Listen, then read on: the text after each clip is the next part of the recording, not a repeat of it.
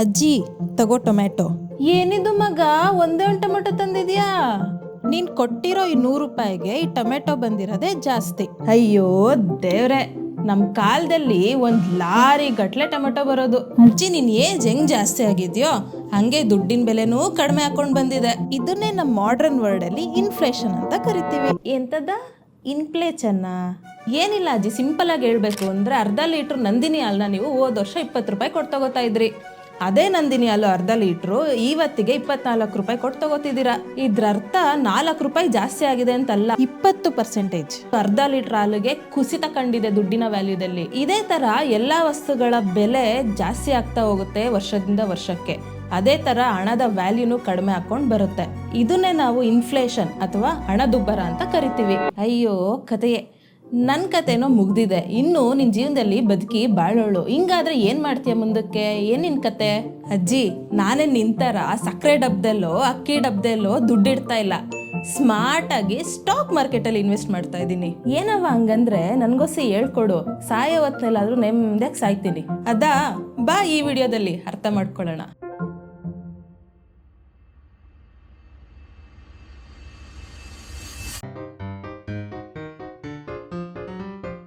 Stock ಮಾರ್ಕೆಟ್ನ ಇತಿಹಾಸ start ಆಗುತ್ತೆ 16ನೇ ಶತಕದಲ್ಲಿ. ನೆದರ್ಲ್ಯಾಂಡ್ನ Dutch East India ಅನ್ನೋ ಕಂಪನಿ ಹೊಸ ಹೊಸ ಜಾಗಗಳಿಗೆ ಹೊಸ ಹೊಸ ರಿಸೋರ್ಸ್ ನ ಹುಡ್ಕೊಂಡು ಸಮುದ್ರದ ಮೂಲಕ ಹಡಗುಗಳನ್ನ ಉಪಯೋಗಿಸ್ಕೊಂಡು ಒಂದು ಕಡೆಯಿಂದ ಇನ್ನೊಂದು ಕಡೆಗೆ ಹೋಗ್ತಾ ಇದ್ರು. ಅವ್ರು ಯಾಕೆ ಇಷ್ಟೊಂದು ಕಷ್ಟ ಪಡ್ತಾ ಇದ್ರು ಅಂದ್ರೆ, ಇನ್ನು ಆ ಕಾಲದಲ್ಲಿ ವರ್ಲ್ಡ್ ಮ್ಯಾಪ್ ಡಿಸ್ಕವರ್ ಆಗಿರ್ಲಿಲ್ಲ. ಆಗ ಅವ್ರ ಬಿಸ್ನೆಸ್ ನ ಎಕ್ಸ್ಪ್ಯಾಂಡ್ ಮಾಡ್ಬೇಕು ಅನ್ಕೊಂಡಿದ್ರು. ಆ ಎಕ್ಸ್ಪ್ಯಾಂಡ್ ಮಾಡೋ ಸಮಯದಲ್ಲಿ ಬೇರೆ ಬೇರೆ ಜಾಗನ ಹುಡ್ಕೊಂಡು ಬೇರೆ ಬೇರೆ ಜನನ ಮೀಟ್ ಆದ್ರೆ ಬಿಸ್ನೆಸ್ ನ ಬೆಳೆಸಬಹುದು ಅನ್ನೋ ಉದ್ದೇಶ ಅವ್ರಲ್ಲಿತ್ತು. ಆದ್ರೆ ಇಲ್ಲಿ ಪ್ರಾಬ್ಲಮ್ ಏನಪ್ಪಾ ಅಂದ್ರೆ, ಹೋಗಿರೋ ಹಡಗುಗಳೆಲ್ಲ ವಾಪಸ್ ಬರ್ತಾ ಇರ್ಲಿಲ್ಲ. ಕಳ್ಳರ ದಾಳಿಗಳಿಂದನೋ ಅಥವಾ ಪ್ರವಾಹಗಳಿಂದನೋ ಹಡಗುಗಳು ವಾಪಸ್ ಬರ್ತಾ ಇರ್ಲಿಲ್ಲ. ಸೊ ಈ ಎಂಟೈರ್ ಪ್ರೋಸೆಸ್ ನಲ್ಲಿ ಈ ಕಂಪನಿಗೆ ಹಣದ ಅವಶ್ಯಕತೆ ಜಾಸ್ತಿ ಇತ್ತು. ಹಾಗಿದ್ರೆ ಹಣನ ಹೆಂಗಪ್ಪ ತರೋದು?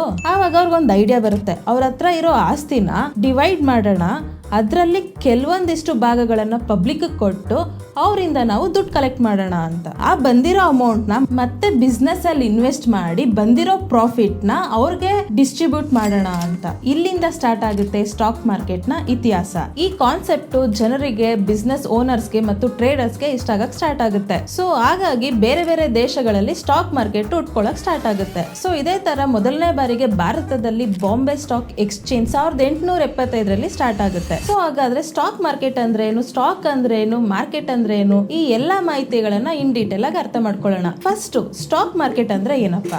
ಇವಾಗ ನೀವು ಫ್ರೂಟ್ಸ್ ಅಂಗಡಿಗೆ ಹೋಗ್ತೀರಾ, ಅಲ್ಲಿ ಫ್ರೂಟ್ಸ್ ಬೈ ಮಾಡ್ತೀರಾ. ಅದೇ ತರ ರಿಯಲ್ ಎಸ್ಟೇಟ್ಗೆ ಹೋಗ್ತೀರಾ, ಅಲ್ಲಿ ಲ್ಯಾಂಡ್ ಪರ್ಚೇಸ್ ಮಾಡ್ತೀರಾ. ಅದೇ ತರ ನೀವು ಸ್ಟಾಕ್ ಮಾರ್ಕೆಟ್ಗೆ ಹೋದ್ರೆ ಸ್ಟಾಕ್ ನ ಬೈ ಸೆಲ್ ಮಾಡ್ತೀರಾ. ಹಾಗಾದ್ರೆ ಸ್ಟಾಕ್ ಅಂದ್ರೆ ಏನಪ್ಪಾ? ಇದನ್ನ ನಾವು ಒಂದು ಎಕ್ಸಾಂಪಲ್ ಮೂಲಕ ಅರ್ಥ ಮಾಡ್ಕೊಳ್ಳೋಣ. ಅಸ್ಯೂಮ್ ಮಾಡ್ಕೊಳ್ಳೋಣ, ಶಾಲಿನಿ ಅವರು ಪಾನಿಪುರಿ ಅಂಗಡಿ ಇಟ್ಕೊಂಡಿದ್ದಾರೆ. ಅವ್ರಿಗೆ ಬಿಸ್ನೆಸ್ ಸಿಕ್ಕಾಪಟ್ಟೆ ಚೆನ್ನಾಗ್ ಆಗ್ತಾ ಇರುತ್ತೆ. ಆವಾಗ ಅವ್ರಿಗೊಂದು ಐಡಿಯಾ ಬರುತ್ತೆ, ನಾನು ಯಾಕೆ ಬಿಸ್ನೆಸ್ ನ ಎಕ್ಸ್ಪ್ಯಾಂಡ್ ಮಾಡಬಾರ್ದು? ಆವಾಗ ಇನ್ನೂ ಬಿಸ್ನೆಸ್ ಜಾಸ್ತಿ ಆಗುತ್ತೆ, ಲಾಭನೂ ಜಾಸ್ತಿ ಆಗುತ್ತೆ. ಆದ್ರೆ ಪ್ರಾಬ್ಲಮ್ ಏನಪ್ಪಾ? ದುಡ್ಡು ಬೇಕಲ್ವಾ? ಈ ತರ ಪರಿಸ್ಥಿತಿಯಲ್ಲಿ ಶಾಲಿನಿಗೆ 3 ಅವಕಾಶ ಇರುತ್ತೆ. ಒಂದು, ಅವ್ರ ಫ್ರೆಂಡ್ಸ್ ಫ್ಯಾಮಿಲಿಲಿ ಕೇಳೋದು. ಸ್ವಲ್ಪ ಅಮೌಂಟ್ ಆದ್ರೆ ಕೊಡ್ತಾರೆ, ಆದ್ರೆ ಜಾಸ್ತಿ ಅಮೌಂಟ್ ಆದ್ರೆ. Second option bank. ಬ್ಯಾಂಕಲ್ಲೇನೋ ದುಡ್ಡು ತಗೋಬಹುದು, ಆದ್ರೆ ಬಡ್ಡಿ ಕಟ್ಟೋರು ಯಾರು?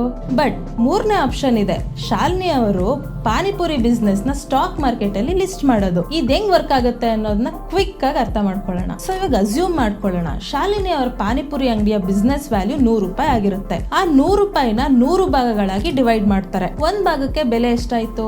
1 ರೂಪಾಯಿ ಆಯ್ತು. ಸೊ ಇದ್ರಲ್ಲಿ ಕೆಲವೊಂದಿಷ್ಟು ಭಾಗಗಳನ್ನ ಶಾಲಿನಿ ಅವರು ಇನ್ವೆಸ್ಟರ್ಸ್ಗೆ ಅಥವಾ ಪಬ್ಲಿಕ್ ಗಳಿಗೆ ಆಫರ್ ಮಾಡ್ತಾ ಇದ್ದಾರೆ ಅಂತ ಅನ್ಕೊಳ್ಳೋಣ. ಶಾಲಿನಿ ಅವ್ರು ಹೇಳ್ತಾರೆ, ನನ್ನ ಬಿಸ್ನೆಸ್ ತುಂಬಾ ಚೆನ್ನಾಗಿ ರನ್ ಆಗ್ತಿದೆ ಅಪ್ಪ, ನನ್ನ ಬಿಸ್ನೆಸ್ ಎಕ್ಸ್ಪ್ಯಾಂಡ್ ಮಾಡೋದಕ್ಕೆ ನಾನು ನಿನ್ಗೆ ಆಫರ್ ಮಾಡ್ತಾ ಇದ್ದೀನಿ. ಆವಾಗ ಶಾಲಿನಿ ಅವ್ರು ಹೇಳ್ತಾರೆ, 1 ಶೇರ್ ನ ವ್ಯಾಲ್ಯೂ 1 ರೂಪಾಯಿ ಆಗಿದೆ, ಆದ್ರೆ ಅದರ ಬದಲಾಗಿ ನೀ ನನ್ಗೆ 10 ರೂಪಾಯಿ ಕೊಡು ಅಂತ ಕೇಳ್ತಾರೆ. ಆವಾಗ ಇನ್ವೆಸ್ಟರ್ಸ್ ಏನಾರ ಒಪ್ಕೊಂಡ್ರೆ, ಡೀಲ್ ಆದ್ರೆ ಇದೇ ನಾವು ಟ್ರೇಡ್ ಅಂತ ಕರಿತೀವಿ. ಸೊ ಎಕ್ಸ್ಟ್ರಾ ಬಂದಿರೋ ಅಮೌಂಟ್ ಇಂದ ಶಾಲಿನಿ ಅವ್ರ ಬಿಸ್ನೆಸ್ ಎಕ್ಸ್ಪ್ಯಾಂಡ್ ಮಾಡಿ ಆ ಪ್ರಾಫಿಟ್ಸ್ ನ ಶೇರ್ ಹೋಲ್ಡರ್ಸ್ ಗೆ ಈಕ್ವಲ್ ಆಗಿ ಅನ್ಸ್ತಾರೆ. ಸೊ ಈ ಎಂಟೈರ್ ಪ್ರೋಸೆಸ್ ಅಲ್ಲಿ ಇನಿಷಿಯಲಿ 1 ರೂಪಾಯಿ ಏನಿತ್ತು ಅದಕ್ಕೆ ನಾವು ಫೇಸ್ ವ್ಯಾಲ್ಯೂ ಅಂತ ಕರಿತೀವಿ. ಸೊ ನೆಕ್ಸ್ಟ್ 10 ರೂಪಾಯಿ ಏನ್ ಬಂದಿದೆಯೋ ಅದನ್ನ ಮಾರ್ಕೆಟ್ ಪ್ರೈಸ್ ಅಂತ ಕರಿತೀವಿ. ಇದ್ರ ಮೇಲೆ ವ್ಯಾಲ್ಯೂಯೇಷನ್ ಡಿಪೆಂಡ್ ಆಗುತ್ತೆ. ಸೊ ಇದೇ ತರ ದೊಡ್ಡ ದೊಡ್ಡ ಕಂಪನೀಸ್ ಗಳು like Reliance, Tata motors, so ಈ ಎಲ್ಲಾ ಕಂಪನಿಗಳು ಸ್ಟಾಕ್ ಮಾರ್ಕೆಟ್ ಮೂಲಕ ಪಬ್ಲಿಕ್ ಗಳಿಗೆ ತಮ್ಮ ಶೇರ್ಸ್ ಗಳನ್ನ ಆಫರ್ ಮಾಡ್ತಿದ್ದಾರೆ. ಸೊ ಈ ವಿಡಿಯೋದಲ್ಲಿ ಸ್ಟಾಕ್ ಅಂದ್ರೆ ಏನು, ಸ್ಟಾಕ್ ಮಾರ್ಕೆಟ್ ಅಂದ್ರೆ ಏನು, ಸ್ಟಾಕ್ ಮಾರ್ಕೆಟ್ ನ ಹಿಸ್ಟ್ರಿನ ತಿಳ್ಕೊಂಡಿದೀವಿ. ಸೊ ಇದು ಇಲ್ಲಿಗೆ ಮುಗಿಯಲ್ಲ.